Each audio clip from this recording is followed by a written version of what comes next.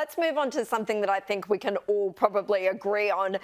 The Captain Cook statue that was recently attacked before the Australia Day celebrations this year. It had red paint thrown over it. It had parts of the statue were cut off. It was the second time that this statue had been targeted. It's in Randwick in eastern Sydney. Last year, it was attacked as well. It was doused in red paint around the time of Australia Day as well. Now there are moves by the Randwick Council Liberals to boost security and put in place CCTV cameras to basically guard over this statue full time in order to ensure that there are no future attacks. Now, I just think it is incredibly sad that this is even needed. The person who's been calling for this, Randwick councillor Andrew Hay, he said it's an attack on our history and culture, but more than that, it's an attack on and a smear of a good man who was a scientist and an explorer.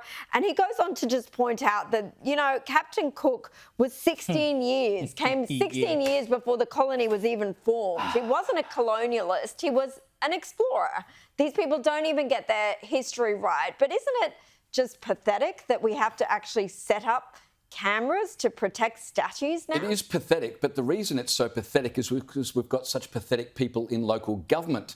The Mayor of Randwick, a Green, Philippa Veach, she said in response to the last episode of vandalism regarding that statue that it's her strong personal view the statue should be removed because it's, quote, a symbol and reminder of colonial oppression. And we wonder why it gets vandalised every year when the Mayor gives tacit approval. Oh, she's against vandalism, but it would be good for the statue to be gone. What's amazing is this statue has been vandalised 2 years in a row now. And only now are they thinking, maybe we should get CCTV cameras. They have CCTV for everything else in the city.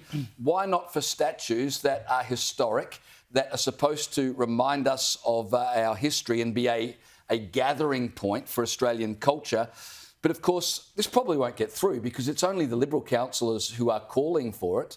As I said, the attitude of the Green Mayor is that the statue would be better gone. And if she can't get councillors to agree to it, well, I'm not sure they'll bother putting up CCTV cameras. It would be convenient if other people did the work for her. Has anyone checked whether the Mayor has an alibi for the night of the statue? Just a joke, just a joke. The Mayor sounds like an activist. And you're supposed to be a public servant, which means safeguarding our history and those cultural monuments, not almost barracking for their removal. Oh, the naivety, James. You know, is it that hard to turn? It's not naivety, it's idealism. I know. And you're allowed to still be idealistic, even as your dreams are shattered every year. Same. But I mean, how hard is it to turn a camera around and face it at a statue, for heaven's sake? Because they've got camera footage in the general vicinity, just not pointing at the statue. I mean, can you not turn it 45 degrees to look at the statue? And he's right, Andrew Hay, about Cook. I mean, Cook is a great man, a figure in history who did more to advance science and exploration, etc., than anyone else. And he was dead 9 years before the first fleet rocked up. He was murdered in Hawaii, for heaven's sake.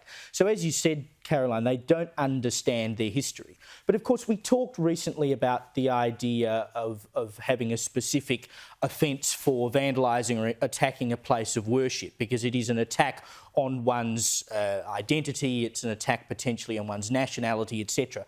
When someone goes after a statue of Captain Cook, they're not just attacking Captain Cook, who didn't colonise the country. They're attacking the entire country. Yeah. They're attacking the premise of Australia. So they should be treated, I think, with just as much heft, because they're saying, I hate this country. I don't think this country is legitimate.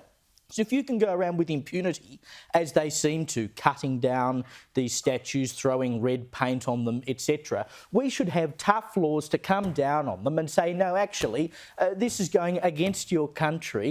You shouldn't, I don't know, deport them as far as I'm concerned. I know it's difficult to do, but it should be a serious crime to vandalise what is a symbol of the country. If you trampled on a flag in the street, you'd be in big trouble. But you vandalise the statue, oh, no problem. The problem is, as I said, it will continue because you've got people like Fatima Payman, you've got Lydia Thorpe, you've got Maureen Faruqi, you've got the Mayor of Randwick, you've got all these politicians who quite clearly are antagonistic towards our national history.